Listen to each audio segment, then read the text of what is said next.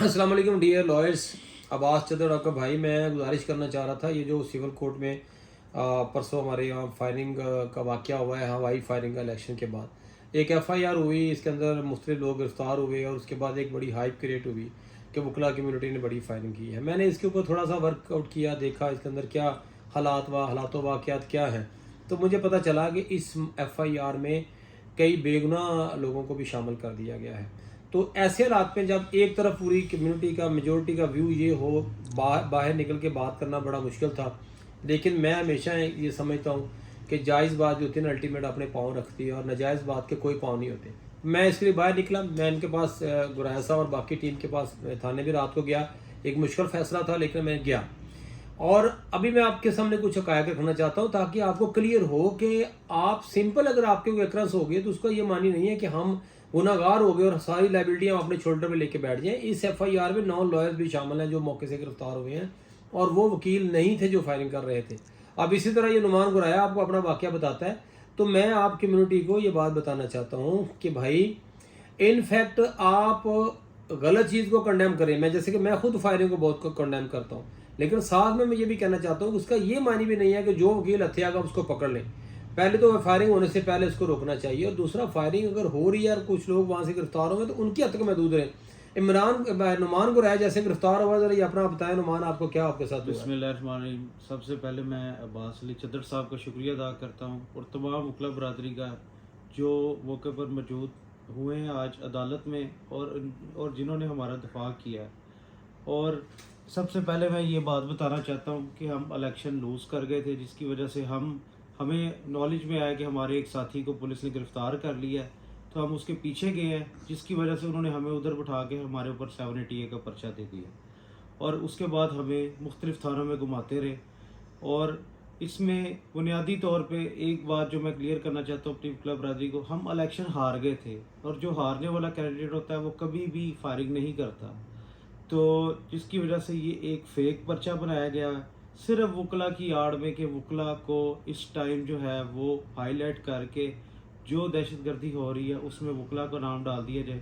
ये सरासर गलत है, झूठ है। ठीक है, इसमें वकला का कोई भी नहीं था, कोई हमारी साइड से किसी किस्म की फायरिंग नहीं हुई, ना मेरे साथियों की वजह से। अभी अभी हमारा एक दोस्त है समीर खान खटक, एक खिजर हयात और एक पीर रियाज चिश्ती साहब जो कि उधर मौजूद हैं, जिनका 2 दिन का रिमांड हुआ है।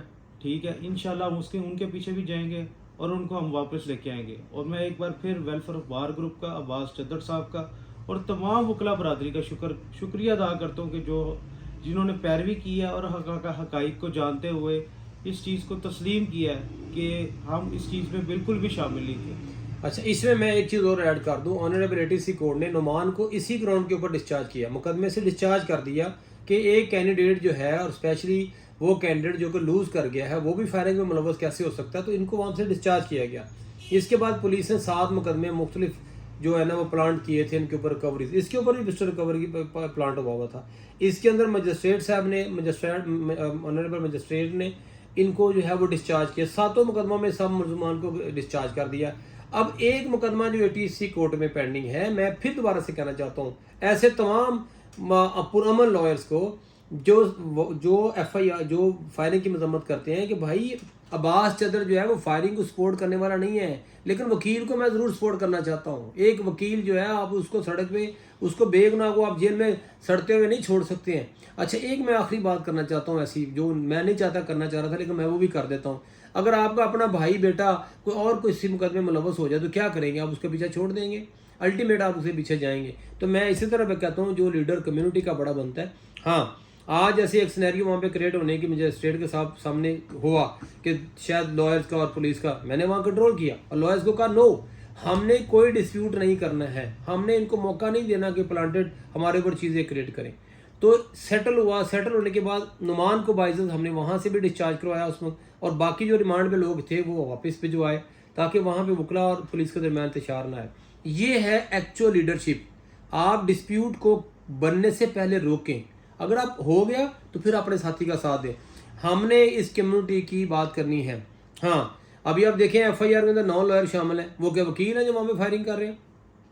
प्लांटेड रिकवरीज, प्लांटेड एफआईआर, और एक ऐसा ही एफआईआर क्रिएट की اور ایک میں لاسٹ بات کلیئر کرتا چلو، میں نے ایک پوسٹ لگائی تھی عمران سید اور نعمان گرائے کے متعلق، میرا اس میں کہنے کا مطلب یہ تھا کہ یہ کون سے کینڈیڈیٹ ہیں، ایک جیتنے والا بھی فائرنگ کر رہا، ہارنے والا بھی کر رہا. تو میرا مقصد یہ نہیں تھا کہ عمران سید فائرنگ کر رہا ہے یا نعمان گرائے نہیں کر رہا. میرا کہنے کا مطلب یہ تھا کہ یہ کیسا واقعہ ہے جس کے اندر جیتنے والا بھی فائرنگ کر رہا ہے خوشی میں اور ہارنے والا بھی کر رہا ہے. میں کہنا یہ چاہتا ہوں بھائی، بالکل اکرنس جو ہو اس کے مطابق آپ چلائیں، پر یہ نہ کریں کہ ایک واقعے کی آڑ میں وکلا کمیونٹی کو پورا سنپ کریں. اور اپنے رہنماؤں سے بھی گزارش کرتا ہوں کہ ماننے سے پہلے تحقیق کریں اور جائز بات کی ضرور مدد کریں، کیونکہ ہم اس کمیونٹی کو ریپرزینٹ کرنا چاہتے ہیں. Thank you very much.